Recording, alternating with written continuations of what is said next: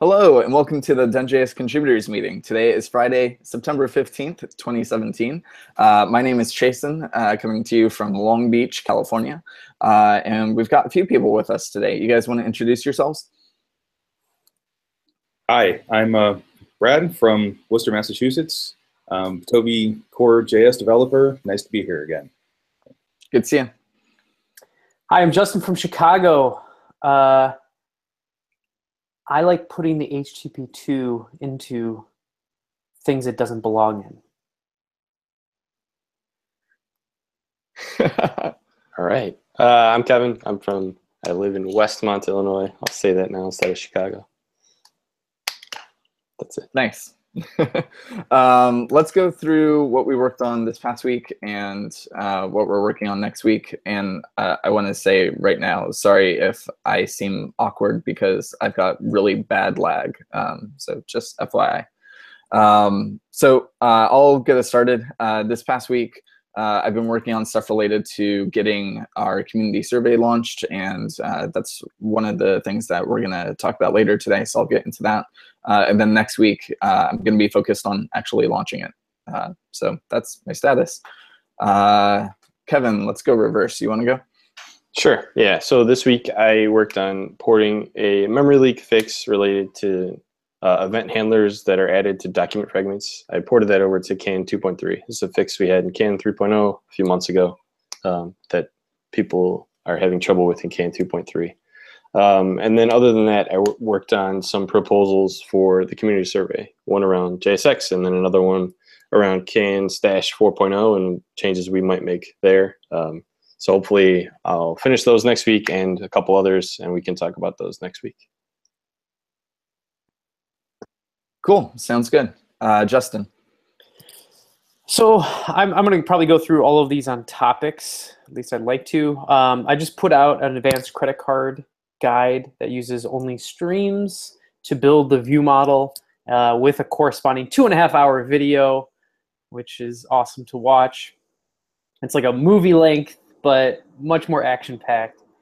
I also wrote a removing side effects article and a coping with stateful code article that I'll kind of just want to review the highlights from. It's kind of about what our strategies we use to make our code more maintainable in CanJS. And then for next week, I'm going to write up why we did the can reflect and can symbol, which is really about how we can make it easy to integrate with other libraries.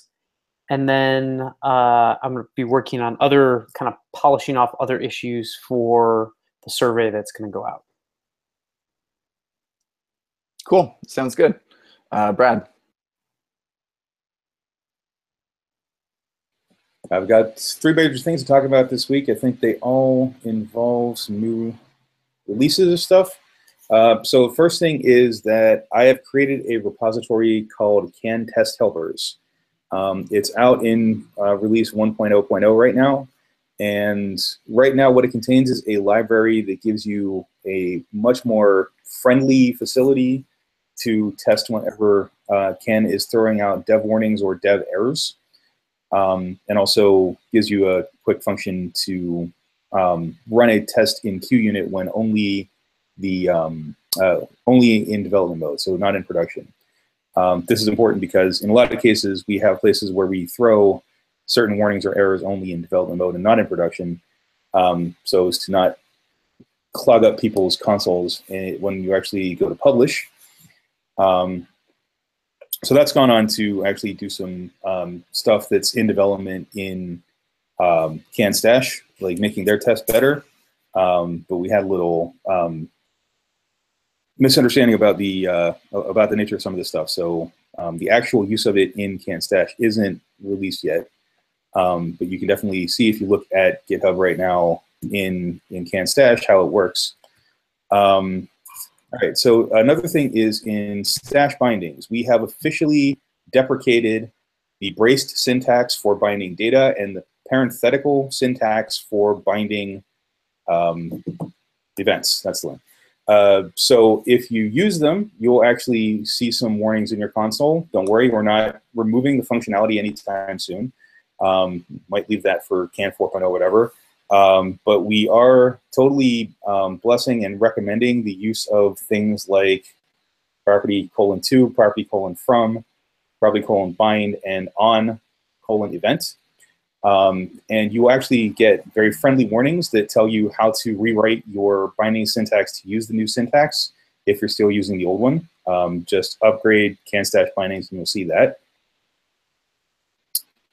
On that note. And finally, I put out version 3. Oh, sorry. I was just going to say on that note, for anyone who's watching who hasn't tried the code mod to upgrade their templates to the new binding syntax, I gave it a try on a personal project with the implicit tag, with the implicit option, and it worked flawlessly. It's really, really good. So that's a really easy upgrade path.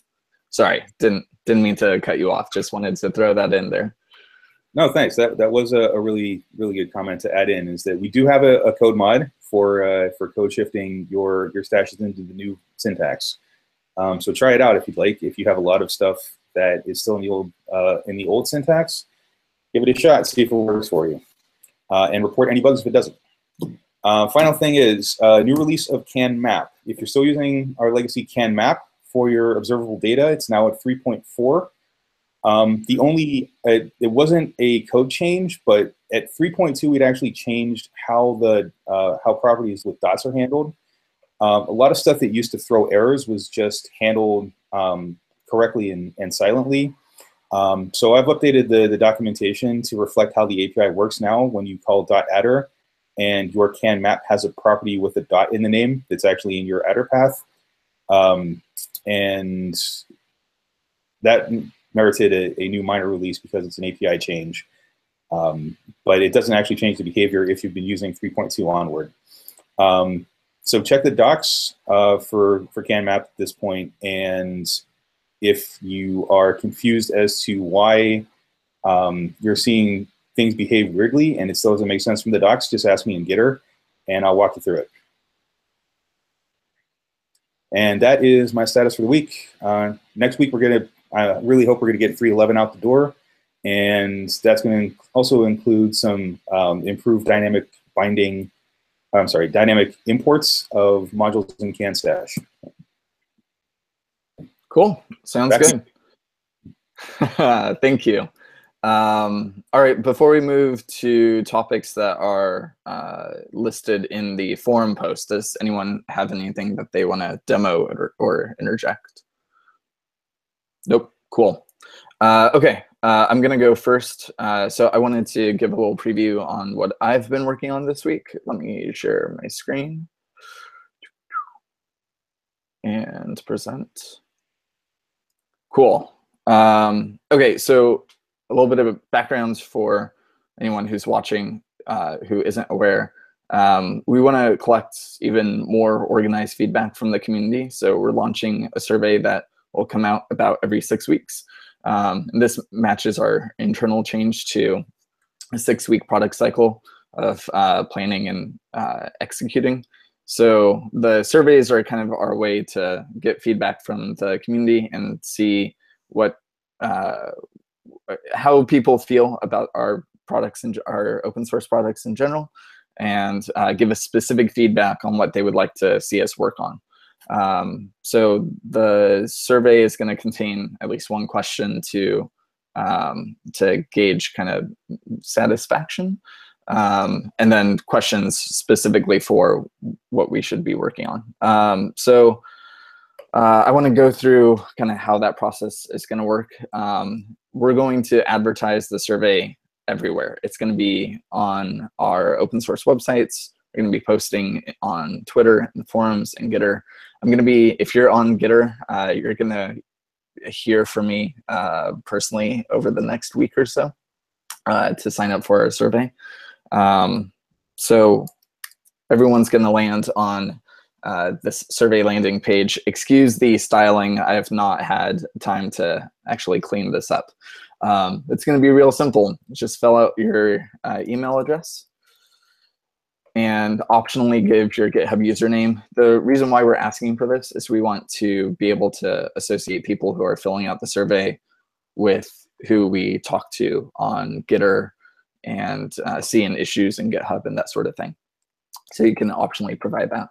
And then that's it. You'll be added to our survey email list. At the bottom of all of the emails that come from the survey, there's also an unsubscribe link. So it's also really easy to get off of our survey email list. And then in addition to that, if you unsubscribe and you decide that you want back on, you can just fill this form out again, and you'll be back on the list.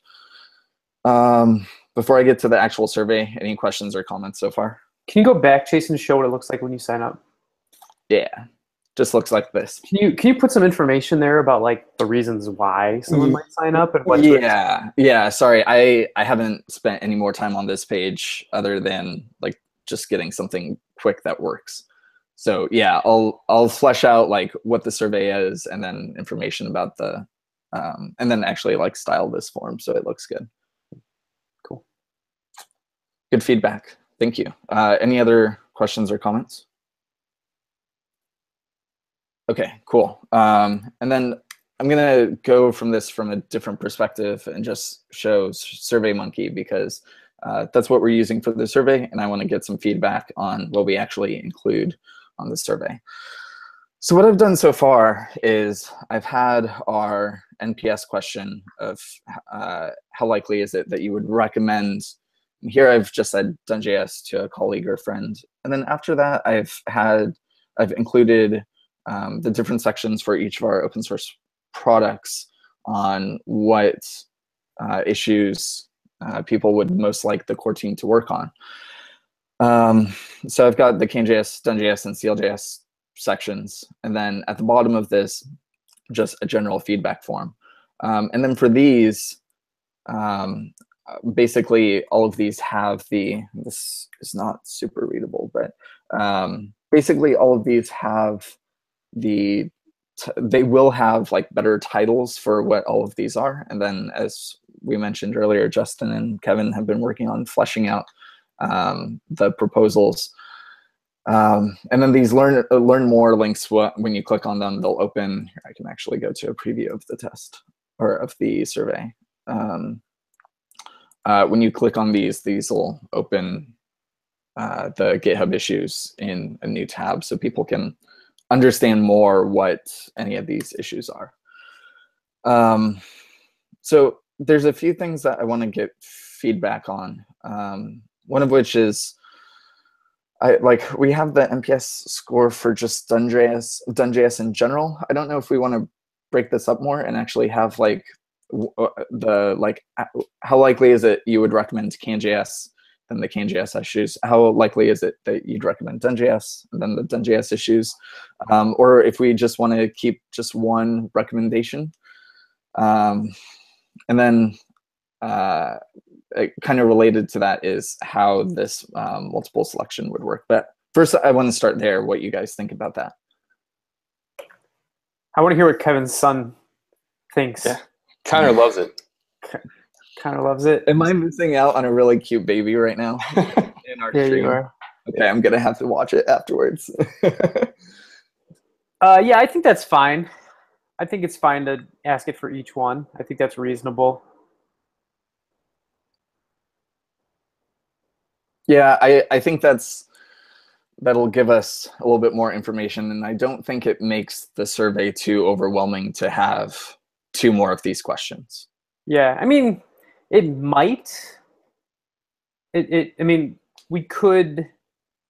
I don't know. Yeah, it's too bad it can't be like kind of tucked closer. It just feels like a big block. You know what I mean? It's almost like it's too bad you can't just have like it broken up into more like 3 sections. There's a CaneJS section, DoneJS section, and it's just like, you know, I don't know. I just think graphically, I think it can be done, but you'd want to make it look, if possible, a little bit different than it looks right now. Yeah, so like one of the things I don't like is how it highlights each of these. So I haven't tried to tweak to see like, could I turn off the highlighting and then just have these more grouped where there's like the NPS question and the items more visually grouped for each of the 3? Mm-hmm. If we wanted to get real crazy, the only other alternative I can think of is asking people when they sign up what they use, and then customizing the survey based on what they I mean, I actually think use. it's fine to ask 6 questions. It's just it's all right. It's not a big deal. So kind of that 1 through 10 is just visually it takes up so much weight. But I think we're getting into this isn't like an important public discussion. Yeah. Okay, cool. Kevin, did you have any thoughts about whether or not we ask this question for all 3? So what I was going to say is you might just get people that only use one, and if somebody only uses CanJS, how do they answer the question about how likely you to recommend SteelJS or whatever? If we separate them, we might need to add like a NA or something as an answer. But I don't know. I don't know how is separating them really going to give us more useful information. Yeah, because you could get like someone saying they really recommend CanJS or SteelJS and not the other. Okay. So yeah, I think that's useful. Yeah, I don't know if there's. I can look into if there's a way for me to say like. I guess okay. So I guess if it's not applicable, people can just not answer, and then continue on with the rest of the form. Okay. Yeah, that's fine. And then related to that, so one thing I haven't been able to figure out is you can like in this you can require that. Where is it? You can. I'm not going to find it right now. That you can require like one, like we want people to select 3 of these options, right? Well, 3 of what options? The like what issues we would people most want to, or so here's the rub. So we can set a limit, and then people, like if we set a limit, then people have to answer the question. So I would probably also have to include a like not applicable. Yeah. And then 3 of them. Yeah, that's fine. Jason, is this something that we have to discuss right now? Like, this seems like if there are people watching, like about, trying to learn things about CanJS and whatnot, I just don't know if this is, like this, I think this can be discussed offline. You know what I mean? Yeah, that's fine. I thought it was useful to show. Introduce actually absolutely to people. For sure. Yeah. So, but we don't have to. I think that was almost the end of the specifics. The only other thing I was going to say was showing what it looks like to actually get the survey, but that's no big deal. So, okay, let me stop sharing. Cool. Sorry to stomp on your topic. No, it's okay. I thought it would be interesting. Absolutely, people should be able to see it, know that it's coming. Yeah. Cool. That's all I had. Justin, I think you're next. You had a few things that you posted. Okay, so one, I just wanted to show people there is this advanced credit card recipe that you can find if you go to canjs.com, click guides, click recipes, then you can see credit card guide advanced. It's just like you should, if you haven't already, go through the simple credit card. It's worth just understanding that from a traditional kind of CanJS perspective. The big thing with this is that there's a view model for your application is just a plain JavaScript object, but with streams on it. And that's all. So everything just works through Kefir streams. There is no define map. Last night, I went through this and trained a few people on it. There's a whole video on it, which you can watch right here. If you like to just listen to me talk, then you can watch this. Or if you like to read, you can read this. I also published 2 articles, one removing side effect article, which I talked about. big thing that this discusses is the change from CanJS's plugins to go from ones that just kind of weave themselves automatically into the type that they operate on. So previously, if you wanted the validate plugin on a map, you would just require the validate plugin, and then it would add itself to map's prototype, and just suddenly every single map would have a validate property on it. This was not good because it kind of violates what I call as the WYSIWYG principle, which is what you see is what you get. Somebody else who was requiring can map, well, now suddenly they would have a validate property. That's no good. And they'd have an errors method just coming out of nowhere.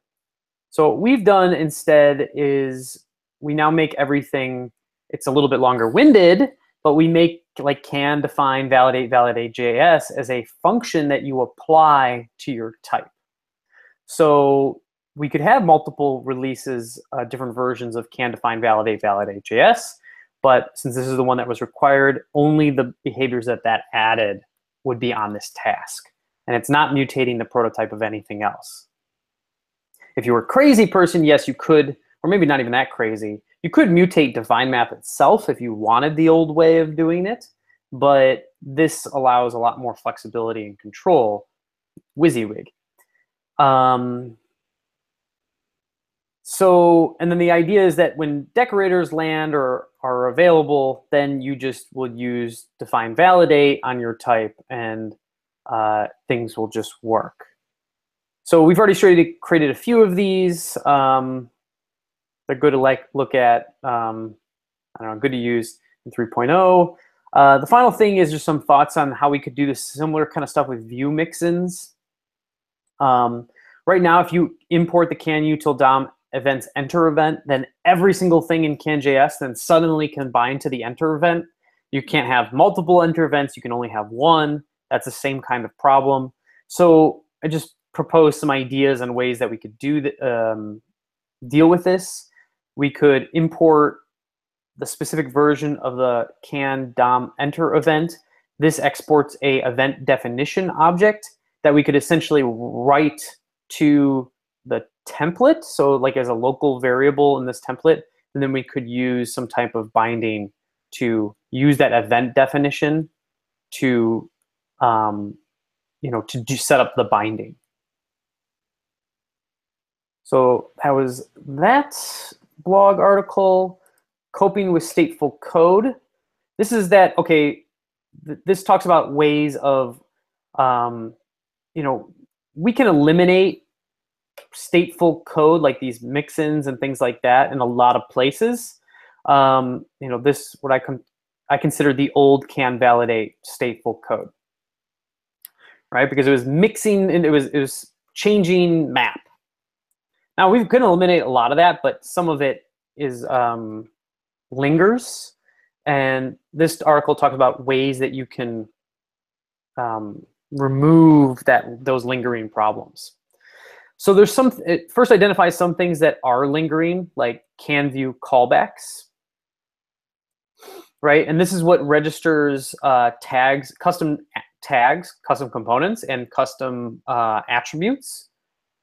And it has this stateful object here that the tag method reads and writes from. You can never have multiple versions of this in a single CanJS application. So that's a problem. Now, how can we deal with that? Well, this provides 3 solutions.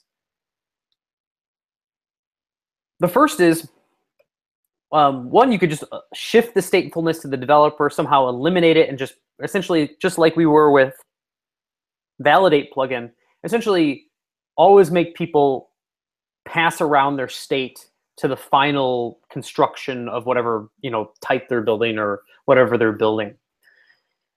So one way was we could kind of go like the React route and just say, hey, you're always going to export your component. Then wherever you're going to use it, you have to import it, and then you have to use it like that, right? We could almost make, similarly, you could almost make people just create their own stateful registries, if you will. and they would just pass down the registries, and then anything consuming those registries, you'd have to pass it a registry. That can be really annoying in a lot of ways. So it's not really a viable solution for some of the stuff that we do in CanJS, but it might be a solution for something like can-view callbacks. Another way is to minimize just the API, right? So if the API is this tagged function and stuff like that, that's really just wrapping the fundamental state, well, then I can never really have things, you know, if I wanted to change the API here, I can't have two different versions, even though the state, the way that it's stored, might be the exact same. So another way would just be to minimize the statefulness. Maybe can-view callbacks should just literally be, or something internal to can-view callbacks should literally just be an empty object. And then it just has key value pairs. And there's APIs on top of it that users use to read and write from it. But the fundamental state exists the same. And this is not a very likely package to change.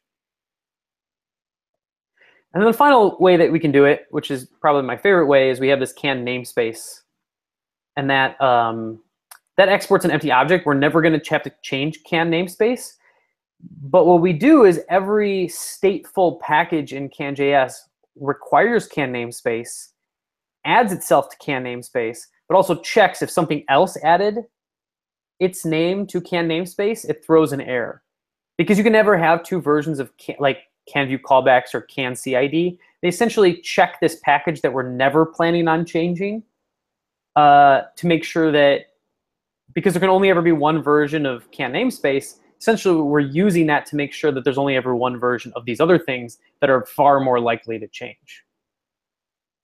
So those are some strategies on how to deal with stateful code that we're doing inside of CanJS. Next thing, I do want to keep talking about the name of the CanUtils project. I still want to vote for works. I don't know if we have quorum enough to vote for that. So I'm going to skip that again for now, but I still vote for works.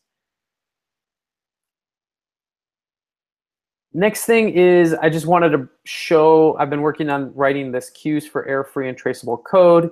Just wanted to talk through it and that kind of an idea I just added to it, which is being able to trace the task queues. Let me go once more. So the idea here is I have a map, and it's got a first, last, and full name. I have a compute that calculates the full name. I'm listening to when full name on changes and the compute and changing the map's full name. And then I'm also going to listen to when the map's full name changes. And then I'm going to set, that was supposed to be first.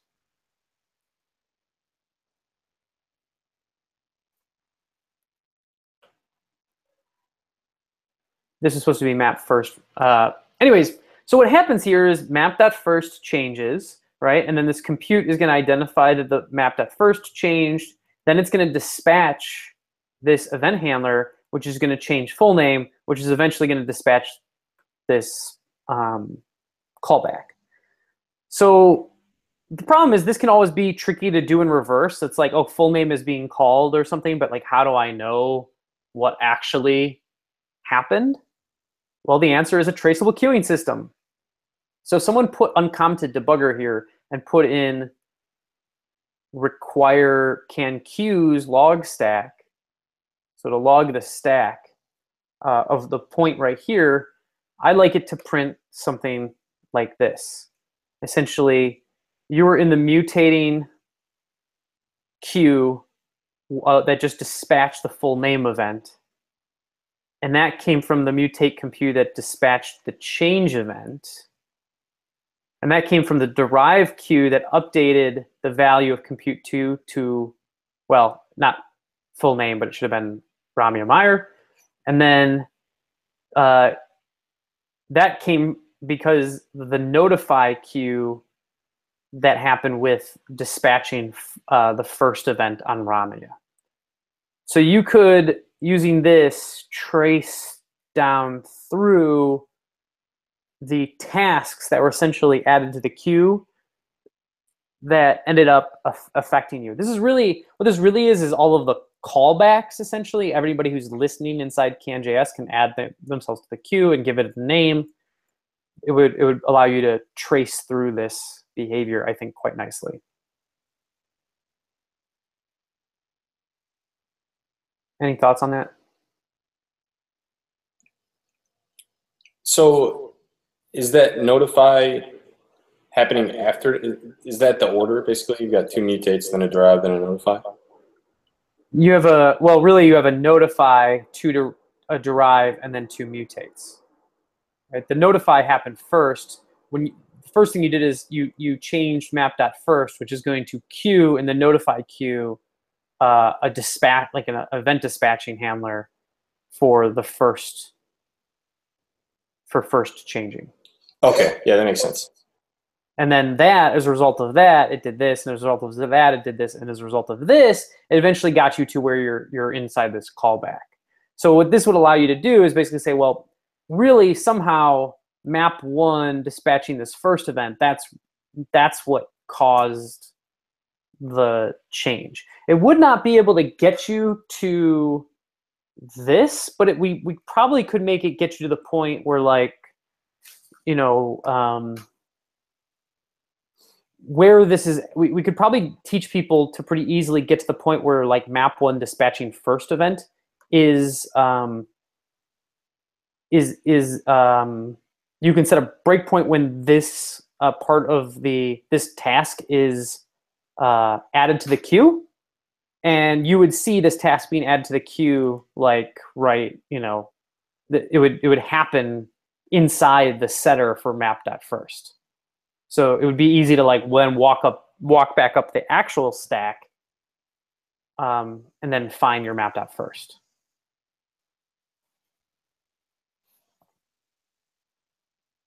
Does that make sense? Yeah, thanks for explaining. Yeah. Cool. So that's an idea, I think, that makes this queue system a little bit even, you know, maybe people will be more likely to vote for it now. Besides all of and I was writing up all of the things that it was going to fix, but I think to users, that's not as important, but I'm sweetening the deal. The final thing is, although Matthew's not here, I don't know, I just wanted to talk about this article that he wrote. Matthew's done a lot of good work on H2, and these features are now available. So you should probably use them if you've got, like, a production application, especially this bundle manifest and how it can start pushing. Basically, this Steel can produce this bundle manifest, and then what you can do is use that either in, like, any, like, a PHP application, or especially in Node applications to do some fancy things, including, like, making sure link preload headers are sent out in HTTP 1, so that the script tags and link tags can start downloading all right away. You can use push to actually start pushing these assets. So you can see the performance difference of, like, without the bundle manifest, how you have, like, this is just the normal CanJS app loaded over, I think, like a 3G connection, the progressive loading Steel app loaded over a 3G connection, and you can see it kind of, like, do these little, like, you know, gotta load the CSS stuff, then weather, and then eventually, like, the application can start making the request to YQL for the weather report and get going. It takes like 3.5 seconds. Okay, that's really bad on the 3G. Well, it's not great still, but 2.4 seconds is a full second faster, obviously, than 3.5. So if you're using push and things like that, you can really speed up the app. 32% increase in speed.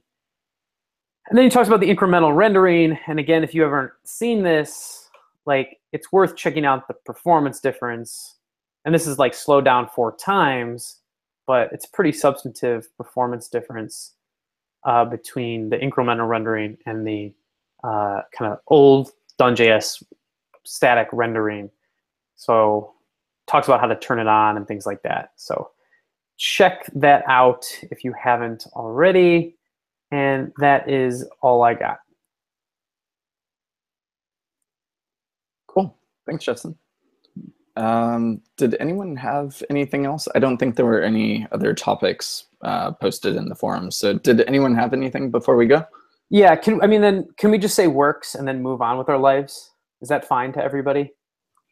Are we worried that when you Google that, you're going to get like 1,000 Subaru websites? Oh, is that Subaru's thing? Yeah, it's the racing model of the Impreza or something. It's just WRX. Yeah. Fine. Then can we go for you? Like I just want to decide something. It doesn't really matter as much as because really the reason why we're doing this is mostly for CanJS, not for this project. It's to get out all of that stuff with CanJS to not distract people. So when they look at CanJS, it's not this monstrous API documentation page. It's like 4 things or 5 things.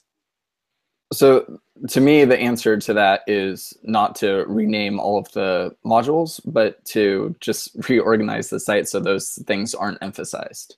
But we had that, and then it went back to this monstrous API page, right? We had it just core, and then it would just show the core. Sorry, I don't think I follow. What do you mean? What? When did we not have the API docs the way that they are now? Up until like 3 months ago or something like that. We just had it. It said core, legacy, all of that on the left-hand side. It didn't have API there. It just, you would click core, and there would be like the 7 core projects underneath core. Okay, so to me, if we want to leave just core and infrastructure open, or core and ecosystem or something like that, then it's the infrastructure projects that are. We can go back to what we had before with only having one of those open. Some of the feedback that we got why we decided to open it up was because people were switching between core and infrastructure or core and ecosystem. But to me, this feels like a UI or usability issue, not let's rename all of the projects. Well, people are also talking about things like CanND JSON stream, and we've got all these low-level utilities that it's partly okay. There's a lot of different reasons for this, and they all contribute together to me to one is that there's things like CanND JSON stream or whatever that people are like, well, maybe people won't use it just simply because the can name is on it. Mm-hmm. So we give these other things that we're building maybe a better chance to attract users by having them under some other name. And it gives them a purpose. It's okay, here's just a more extensive set of utilities than something like a Lodash might have, right? It's more open, but essentially what we're selling to people is, well, you have the confirmation that these are kind of owned by Bitovi, supported, they're tested. Those kind of there's more quality than you would expect to just some random npm package, right? So then we say okay, fine, then these things are there are attracting people on their own, and then the CanJS things, those are designed to just attract the people who are wanting the framework. It's designed to compete specifically against Vue and Angular and React and all of that, but I think we're burdened by all of this other stuff that none of those, the first CanJS site had a lot of or first CanJS technology had a lot of these low-level things built into it, but they were never exposed. It was just a simple page that walked through how to extend a class, how to here's a can map. It was one page, all of that stuff documented. It was arguably the most popular. That was the peak of our popularity. Then we changed the site to something like this, and it all just started going downhill. I'm a big believer that, it is a UI problem, and the best way to solve the UI is just to remove everything, because then we're going to always have to create this balance between like, well, we still need people to get into infrastructure and ecosystem and whatnot, blah, blah, blah, blah, blah. Like I think, or especially, there's ecosystem things like can define Kefir and can Kefir, but then there's ecosystem stuff like we just said, ND-JSON, right? Which is like, there's ecosystem stuff that's like really a plugin into the CanJS framework, and now there's a whole bunch of stuff that's like not. There's really it's we're using it for other parts, but it's not really related. So I don't know. I'm of the belief that I think we could help ourselves a lot by injecting this stuff into just some other generic, like, it doesn't even be generic, but it's like, here's a framework that's just a whole bunch of like utilities. If I build a queuing thing, sure, that can go in there, right? Doesn't even be can queue, it's just a queuing system. But do people need to see that when they're experiencing CanJS for the first time?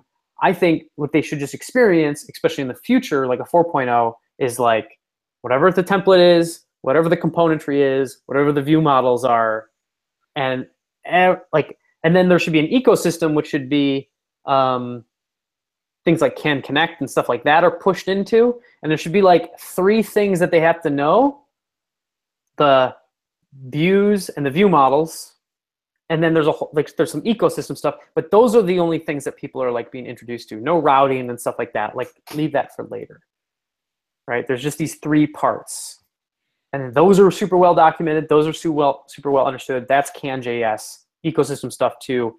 Everything else, all this low level can CID and blah blah blah blah blah, like elsewhere. Go somewhere else. Yeah. So why would we just not include things like can CID in that main nav? I realize it's related to wanting to break away from like the can. Like the can prefix only meaning that it works with like CanJS stuff. Yeah, I mean, why not? What's the harm in doing it other than the effort it takes? I guess I don't see a big harm of moving all those things, especially if we can do it like code generator that could like build the repo, do the rename, do all of that. What's the harm other than cost? The potential harm is that there are probably people who actually use our products because of the can title, and if we don't get if we're not very clear about what we're also supporting, then we're just putting another unknown name into the namespace that people aren't going to know about, and then we could actually see. Do you actually think there's people using more our utilities directly because of the can namespace? I think most people think it's a burden. I don't think there's people who are using like can fixture or something because it's got the can namespace and they're using it with like an Angular app. I think it's the opposite, is they're pushed away from using can fixture because of the can name.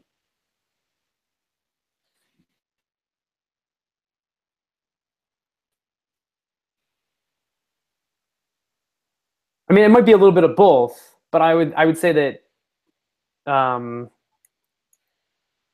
to me, it's more of the Batovi name that should really be being like, okay, well, all of these things are covered by Batovi. That's the brand that really I would want to mean quality. CanJS, it's just like, we just want to make it attractive for people who are looking for a framework. And I think all of that other stuff really hurts that.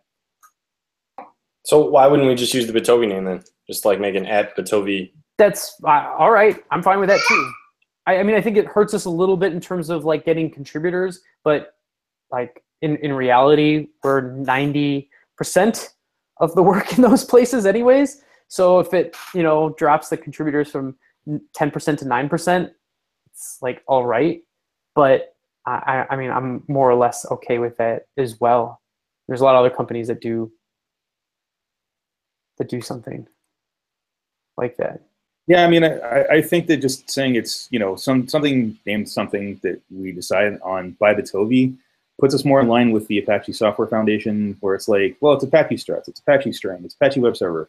And yet those things generally, like, they become household generic names on their own merits, one by one, I mean, it might be a long road to get there. But I mean, I think that, saying something like, Struts being Struts and it's successful because it's Struts is like going to be better for the long-term health than saying like, well, Struts was made by Apache and therefore it must be good, which, in itself is not actually a true statement anyway.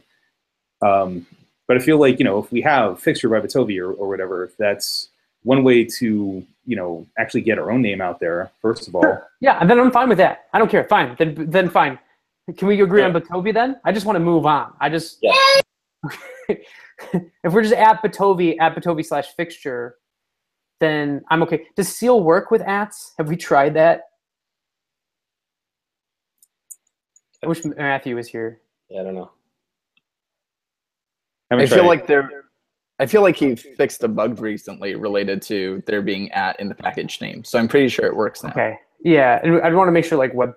I assume Webpack would work. Okay. But okay. So conditionally on that, namespaces actually work with our tool set. Is Bitovi fine then for like I guess, Chasen? Is that fine for you? Just don't rename the company. No, we're good with Bitovi. Yeah, I think that's fine. Like my big hesitation for this was coming up with a prefix or something like works or for you. It just seemed cheesy, but having everything under Bitovi, that seems better to me. Fine. And then we can just have Bitovi. I mean, it's gonna be weird where we're gonna have to host it, but I don't really care. I just want it gone.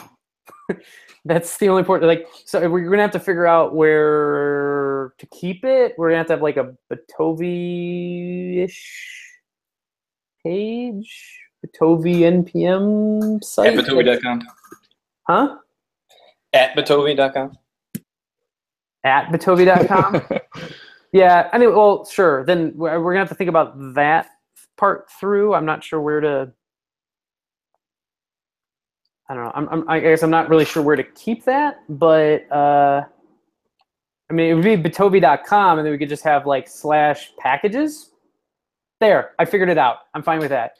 Okay, so Bitovi.com/packages. We could just host a CanJS.com like site there, but it's just going to then be organized. And this is the other reason why, Chasen, because it's related to the organizing things by things by what they do. Yeah. Topic, right? Because then it makes it very easy. We just move all of that stuff, and it's organized by what it does.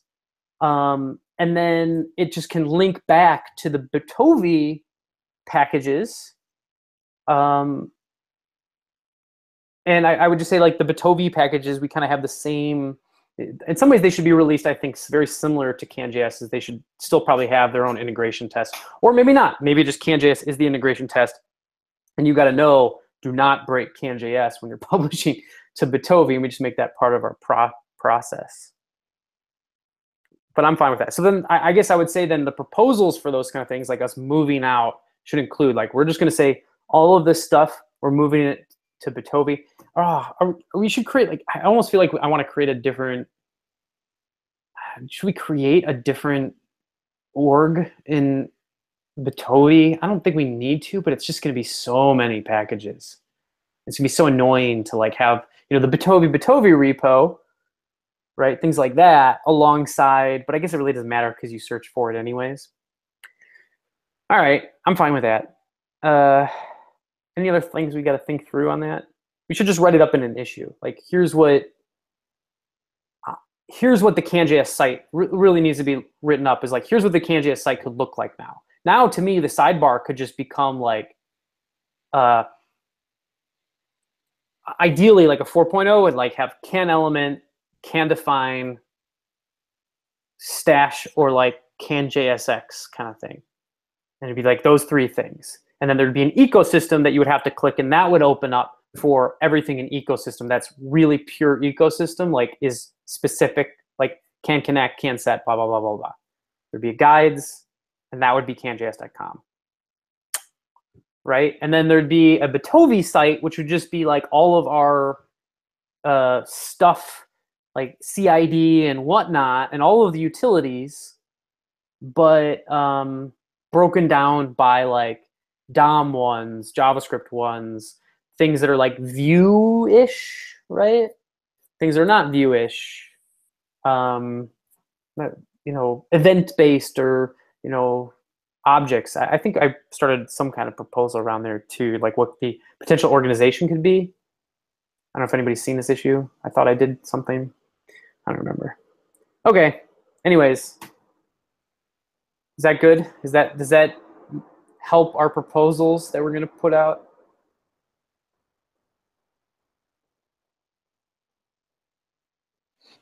Probably, yes. I think that we have some opportunity to like rename our stuff and make it sound better. I mean, if it's not going to be called, I would say, if you're busting out CanUtil, and we might want to actually consider splitting the DOM and the JS halves of that into separate repos if we run this under, and then it can, we can come up with something that like, is good marketing. Just, the JS utils are JSify or something, and the DOM utils are, I don't know, something soccer related, if it matters. Wait, so what, I've never worked with namespace packages. What, when you require, do you require with the @ symbol? Yeah. Okay. Okay, so it doesn't really matter. The names can all just be like the super generic names. Yeah, Apatovi/Ajax or whatever. It'd be fun. Yeah, and I agree that we should, everything, I mean, so much of CanUtil should be put out into its own packages. Yeah. Cool. Anything else then? I don't think so. Cool. I think that's, yeah, no one has anything else before we go. Cool. All right, everyone who is watching live stream or on YouTube afterwards, thanks for watching, and see you guys next week. Bye.